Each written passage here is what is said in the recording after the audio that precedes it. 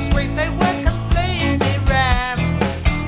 They were filled up to the gunnels, they were queuing down the street. They said, you should have been here last week. I swear, you should have been here last week. Oh yeah, you should have been here last week.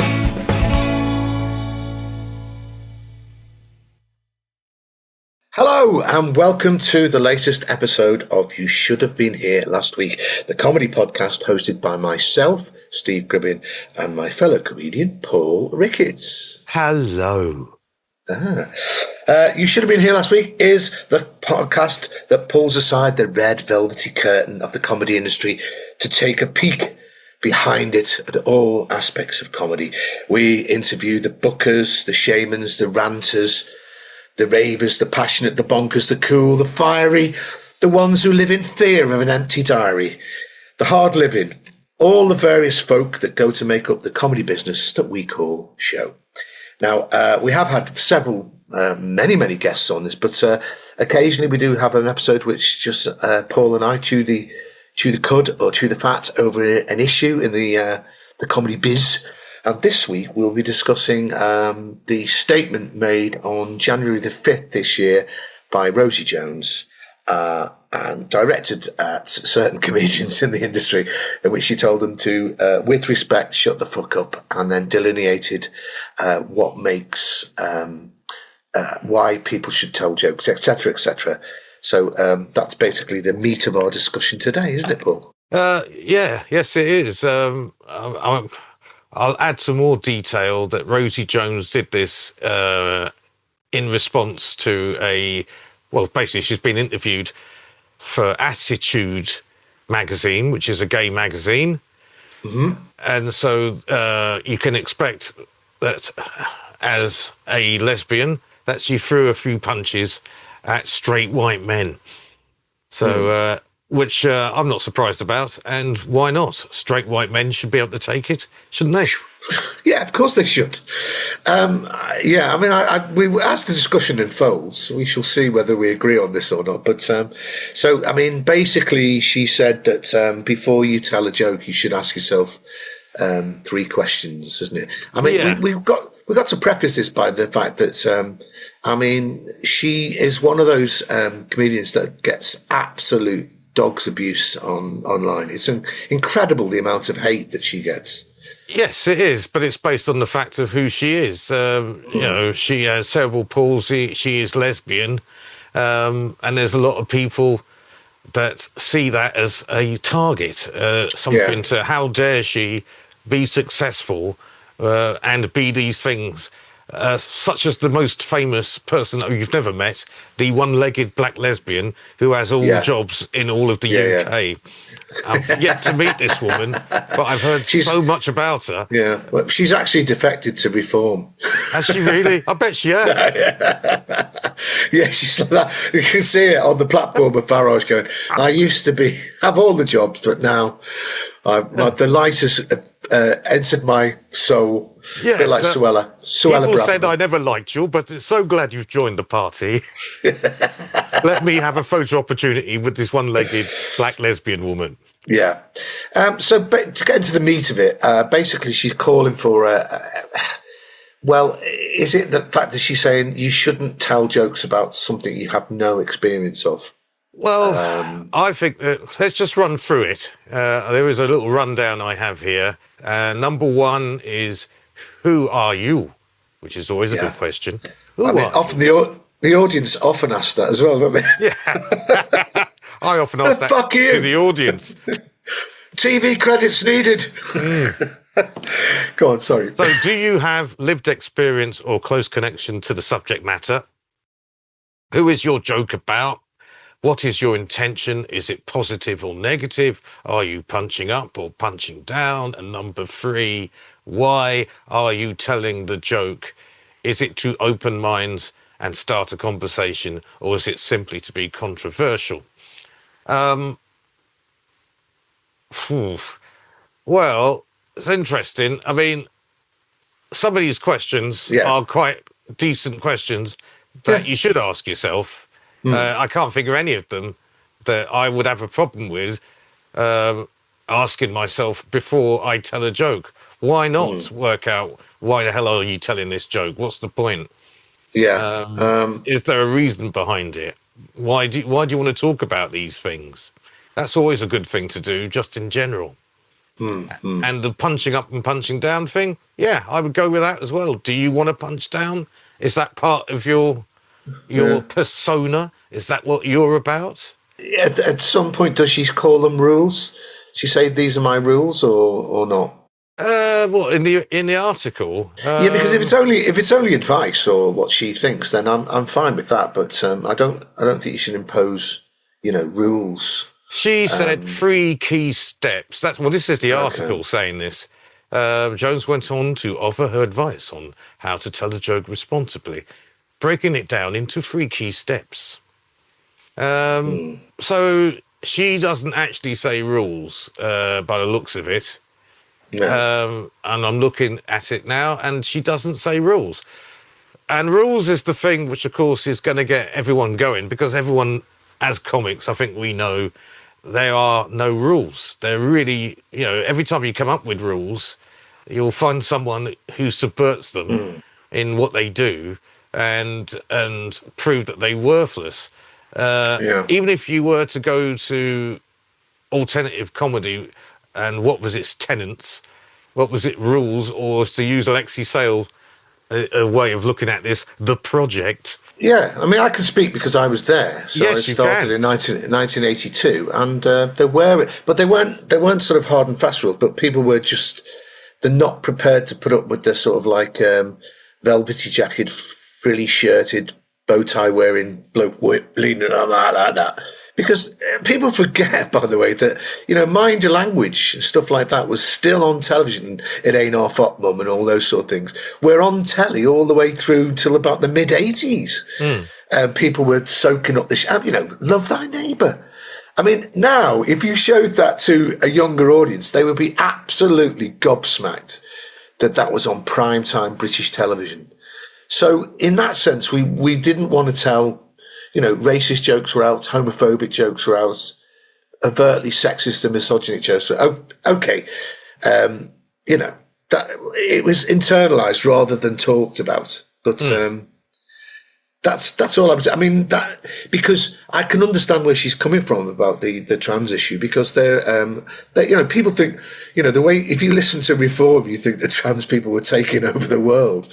Yeah. But they're a tiny minority, they're a persecuted minority. And if you go back to the 80s, it's quite common to hear people to tell the joke about the P word on television, but you would hear that word and no one would blink an eyelid. No one would bat an eyelid about it. No.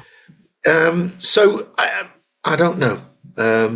I'm conflicted because obviously nobody likes being told what to do.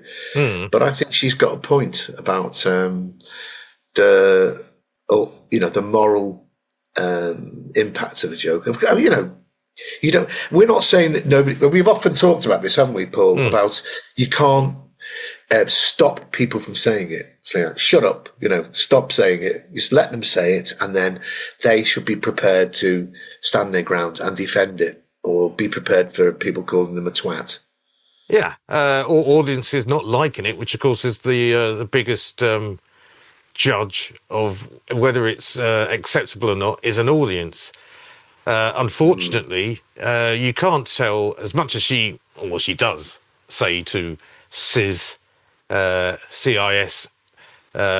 white males, shut the fuck up, with respect she says this to your Gervaises and your Jimmy Carses, but you can't shut them up, really, because they've got an audience, and that audience will go and see them.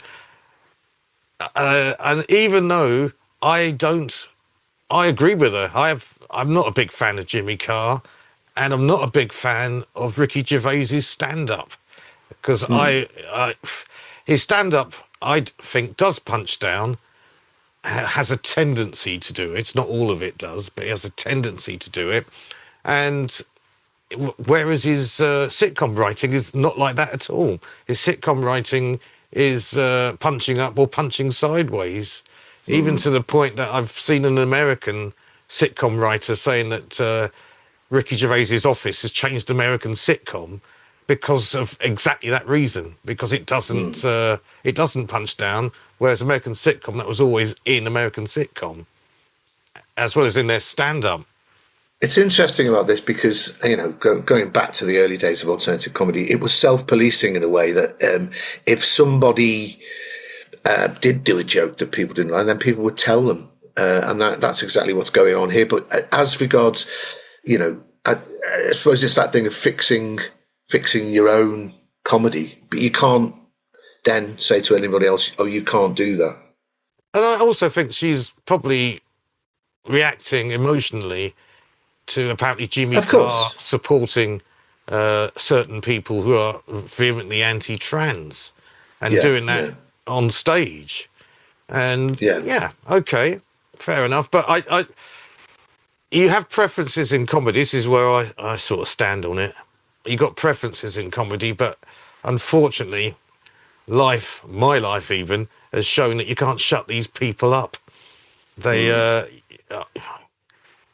because the whole idea that we've come from alternative comedy to the point now where, like, I noticed all the people that are having a go at Rosie Jones were white, cis, male comics of a certain age, Oh God. waving their fists and Yeah, getting yeah, angry. yeah. And some of them because she's on telly and they're not. They're not. Yeah, yeah, yeah. Or the only telly they can do is GB News. I mean, is there any joke? I mean, going back to thinking of, when you're writing a joke, or is there any times that you yourself personally have thought, this is a great joke, but I don't know about telling it?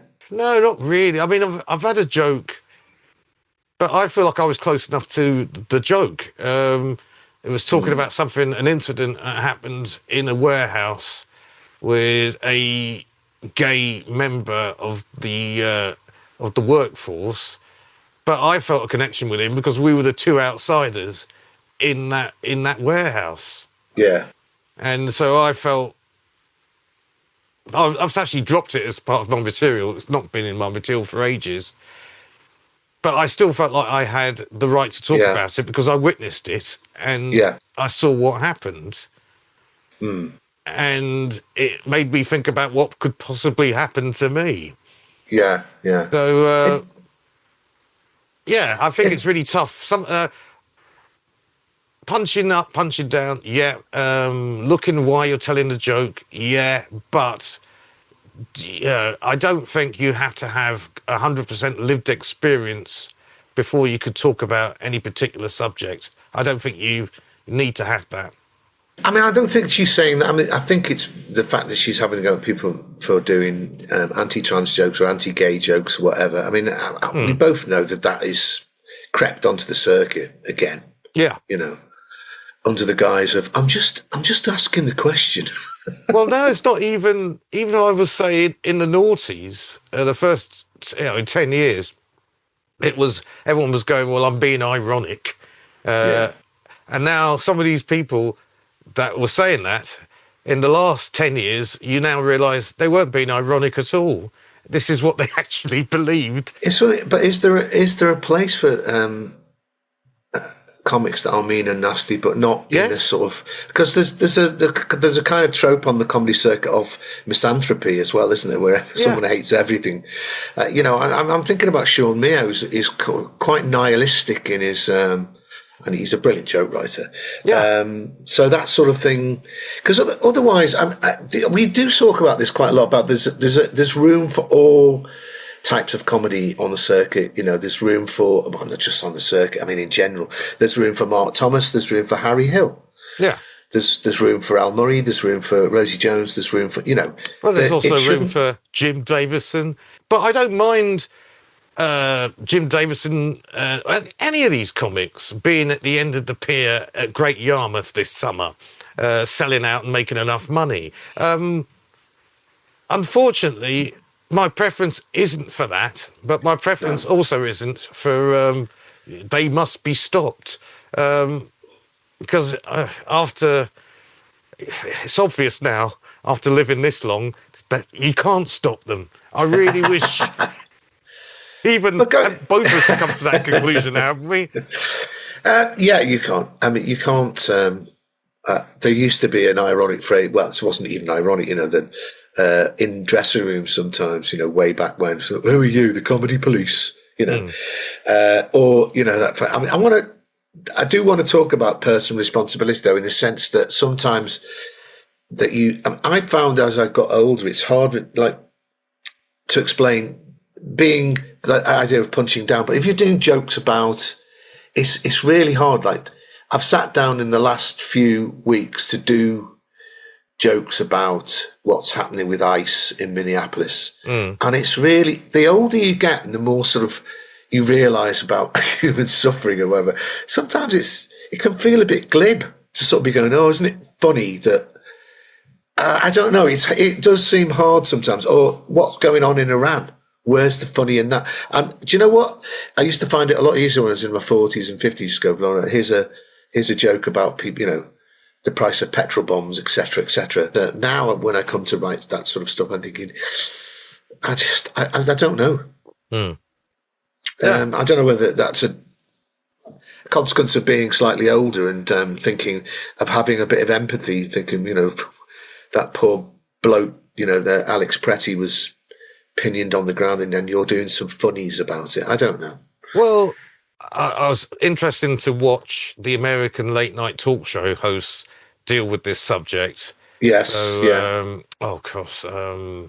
Jon Stewart? Jon Stewart actually dealt with it. Oh, there's somebody at the door. I know. Oh, God. There's a hole in our roof again. Oh, God, it's never ending, isn't it? Never ending. The money pit, that house that you've got. It's like Tom Hanks's money pit, yeah. Yeah. Do you mean Jon Stewart or? Yes, I did mean Jon Stewart, because he went full frontal into making some jokes while being extremely exasperated, which of course he's allowed. In fact, anyone who's watched anything that's happened over this weekend, who knows when this is going to go out? So it's the weekend of what's his name, Mr. Pretty or Pretty. The 24th and 25th of January. Yeah. So he went for it, whereas Jimmy Kimmel, for example, just went, no, I'm just going to make it's a political statement. That's what he did. There was hardly any jokes in it, just a lot of anger and also emotion. He broke down into tears twice because it is a ridiculous situation. I mean, I watched it at the weekend and it was just, wow. It was, and then watched in real time the lies being spouted by Kristi Noem and the other bloke, the head of ICE, that seems to have escaped from one of those 80s teenage movies where they've always got the bad police chief or the bad headmaster, the bad school head. And he's just... In fact, he looks like the Nazi bloke out of the Blues Brothers film. He's sort of central casting American Nazi. Yeah. Do you mean the guy at the head of Border Force? That guy? Yes, Bovine, which is not his name. Yeah, exactly. See, there was a joke. Yeah, I suppose it's which direction it's coming from. I'm not mocking the poor sod who, had his face blown off, etc. It's that thing of, I wonder if it felt like that, because I think I have got many friends in America and they're actually in despair, and it feels a little bit like it's edging closer and closer to civil war. And, it's one of those things that you find yourself asking, what use are jokes in a situation like that? Our joke, did people in the Weimar Republic? I mean, I know we did because we've all seen Cabaret, but that didn't work out that well, did it? In 1933, they said, "Hey, look at these Nazis, stupid wankers," and then boom. Yes, I know it's just bad enough that I feel like we're in that situation over here. Yeah, in fact, the last 3 or 4 years have just reminded me of we are reliving the 30s, and we all know what happened in 1939. So I'm just hoping it doesn't. Things don't end that way. But at the moment, it's desperate times. I mean, to get back to, well, there's a couple of things. Political humour or being, because she says it's appropriately addressing subjects. Yeah. Does any of this make any difference to what people think? You can say that No. alternative comedy did push the consensus to what Yeah. an audience would accept as comedy in a good way. Yeah. But, is it moving back the other way? I'd have to say yes. And it's been moving back the other way since the 90s, really. I mean, I think it's, I've grappled with this question all my sort of working comedic life. Do comedians reflect the society that they're in? Therefore, what becomes acceptable to say is part of a wider societal thing, or are they? I mean, I've got to admit, I put my cards on the table. I don't buy this idea of the comedians as shaman, telling the truth. Hey man, Where's my leather jacket? The thing is, I don't.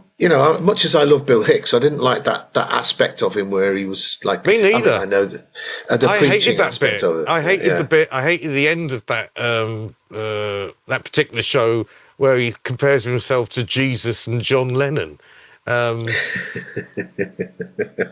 Yes, but I mean, he still was brilliant. I mean, lots of stuff that remains up. The bit about the catalogue of weapons is one of the best bits of stand-up anywhere. Especially now. I mean, it's pick it up. You all saw him. He had a gun. It's essentially that's the Kristi Noem excuse at the minute.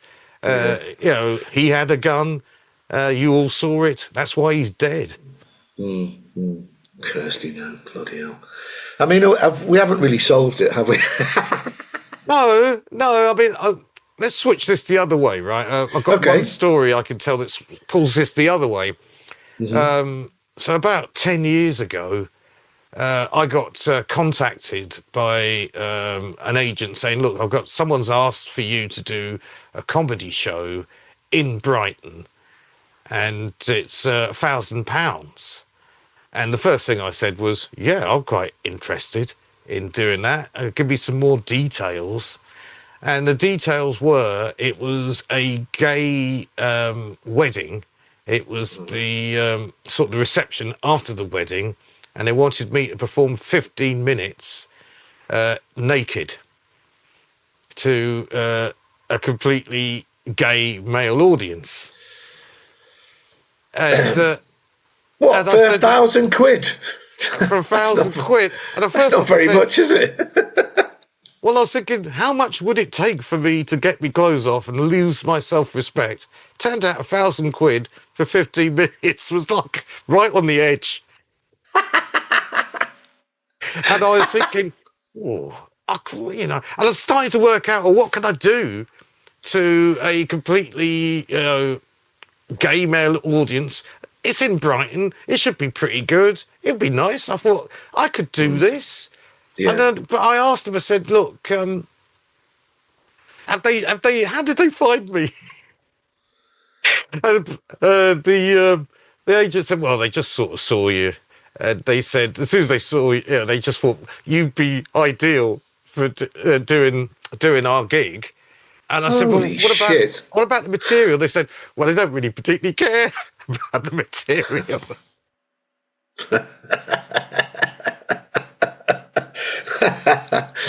All they care about is you're black, and they hope you've got a huge knob. That's all they want. God. And so in the end I thought, no, if they don't care about the comedy whatsoever, no, I really don't want to do this. And then, of course, the weird thing was that I think I might have put it, some other people might have been contacted, and then this female comic found out about it, and she said, well, why can't I? I'll do it. I'll quite happily do it. I've got lots of gay friends. I'd love to. And I had to tell her, look, you're missing something that's really important here. Yeah. No matter how much you get on with them, that's not the reason they're not going to book you. I like the way, by the way, that it did. When the offer first came in and it was £1,000, it did. You seriously considered it, didn't you? I seriously considered it up until the point when they said, we don't really care what material you do, as long as you're prepared to drop your trousers. So you never did it. Do you find out who did do it in the end? No, I never found out. You know, perhaps they, who knows? Perhaps they should have booked a professional, Yeah. someone who's more than happy. Because in the end, if it doesn't matter about the material that much, just get a professional stripper in and Yeah. someone who's, you know, used to doing these things. I mean, it's bad enough that I've performed with strippers. I used to do a club in Bournemouth where it was all full of stags in our side, but in the other side, in the other room in this venue, was strippers, and so Wow. all the hen parties were all in there screaming, and then we'd all finish our shows at the same time. And we'd walk out with the strippers, and I'd go to the stripper. Well, how'd it go tonight? Then, yeah, it's a bit tough. It's a bit Tough crowd. yeah, was yours tough? Yeah, ours was pretty tough. What about yours? And goes, I hate it when they draw blood. And I just went, oh, it's tougher me for too. you, isn't it? It's tougher. That's very retro, isn't it? I mean, that was the conjunction of comedy in the 70s and well into the early 80s. Like the comedian would be on that circuit, would be on with strippers or something of that nature, wouldn't it? Yeah. With a band behind them, you know, that famous. Yes, because there was a drummer and an organist. Can I just say, you reminded me of a story of the gig I once did in Brighton, and it was one of the worst corporates I've ever done, and it was for a very small company. I think they were like they made panels for cars and stuff like that. I mean, no, it was something along those lines. But they're all packed into a big room up above a pub. There's about 80 to 100 of them. I got there about 5 o'clock, and they were all fucking pissed, right? And before I come on, there was like, you know, go-go dancers, etc., etc., etc.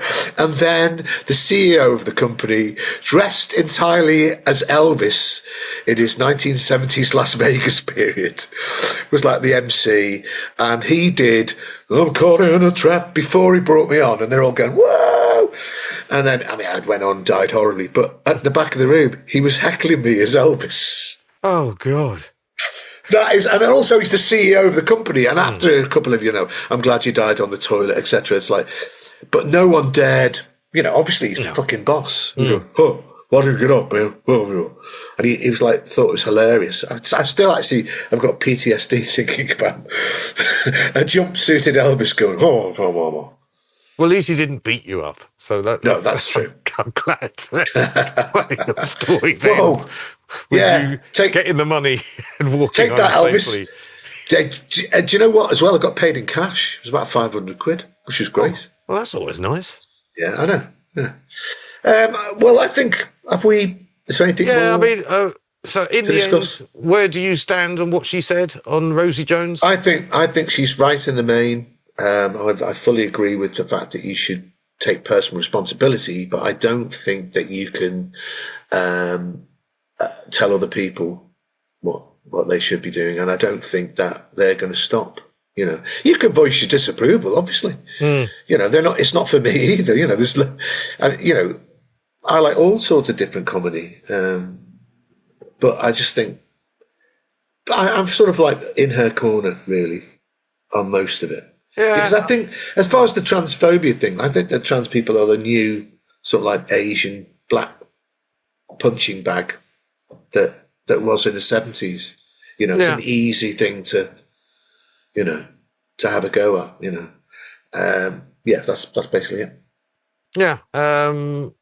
So yeah, I pretty much agree with what you said. I mean, I do think as soon as you say anything that sounds like rules, even though she didn't say rules, yeah, people are going to go nah, and you know, I'm going to say nah.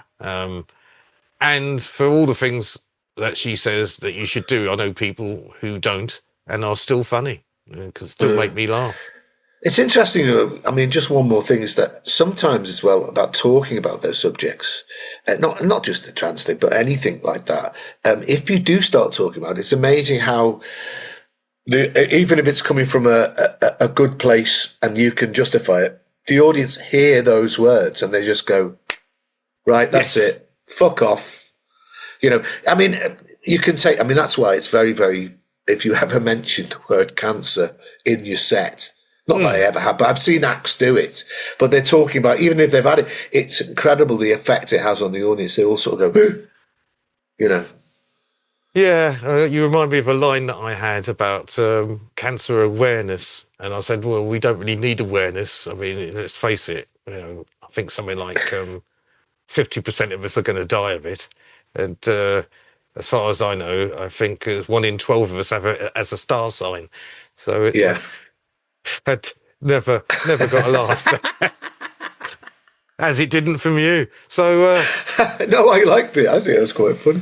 yeah, But yeah, I can understand, because as soon as you say that word, cancer, people, obviously there were people that have, suffered from it themselves, etc. Do you know what? It's a fucking minefield. it is. It is. Anyway, she's got a TV show. And the other thing that I think I will mention, that in that article, she did say that she was verbally attacked. It might even been physically attacked on a train coming back from a Yeah. gig from Brighton. Yeah. And everyone's got to be careful with the amount of vitriol that gets thrown at Rosie Jones. I don't think she deserves No, any of not it. at all. She's just a But then- comedian, She's just not.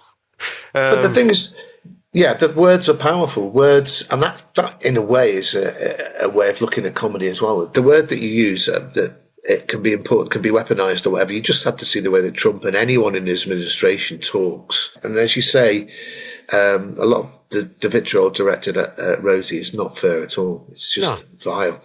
Oh, yes. Anyway, I made the mistake of, in the research for this, going onto a Facebook page. Oh, Jesus.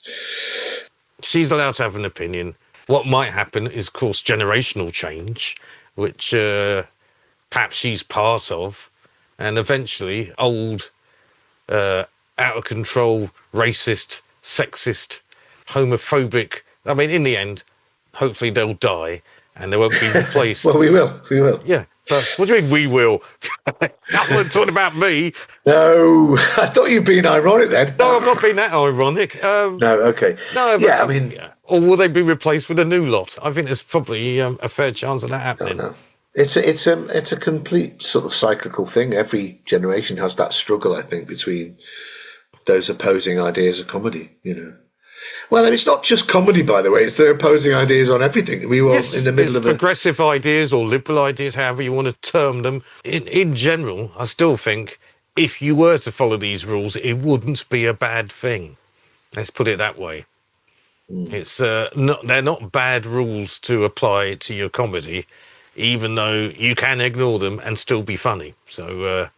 So yes, let's get to the end of this show, because I feel like we've discussed this fully. Of the show. Yes, the end of the show, and it's been interesting. I've noticed that a lot of my favourite YouTubers have been going through, pain and angst.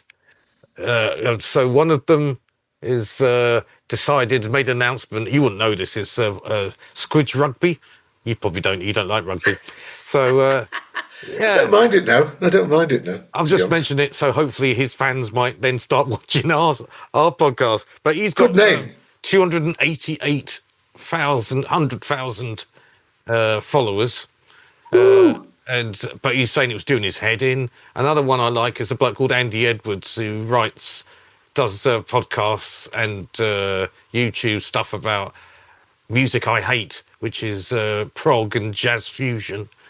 And he ended up, I've watched him since the very beginning. He's ended up doing a podcast with, who's that American music, the biggest American music YouTuber. Not Beto. Rick Beto? Yes. He did Rick Beto put him on his show last week. Wow. And everyone, wow, you've really made it. And then someone got in contact with him and said, do you want to do this other stuff with other YouTubers like Mr. Beast? And Andy was going, yeah, this is really exciting. At last, I'm going to be huge. And he said, well, sign this thing. And he signed the thing, signed over access to his YouTube channels to this bloke who was, people who totally ripped him off and then stuck up Trump videos on his channel. And He's lost complete control of it. Shit. That is, oh God, that's horrible. But none of these things are going to happen to us. You never know. If anyone is watching or listening and you'd like to buy the podcast, we're so cheap. We're at £1,000. That's all. Well, yeah. I mean, if you want to show some Trump videos to 100 people, we're your channel. Woo! Come on. You might have to cut that bit. That doesn't matter. So, yes. Yeah. So, basically, yeah, we want to have that sort of angst and pain in our lives. So, share, subscribe, like, ring the bell. Do a little dance, make a little love. Yeah, get down tonight. That's basically what we're saying. Get down tonight.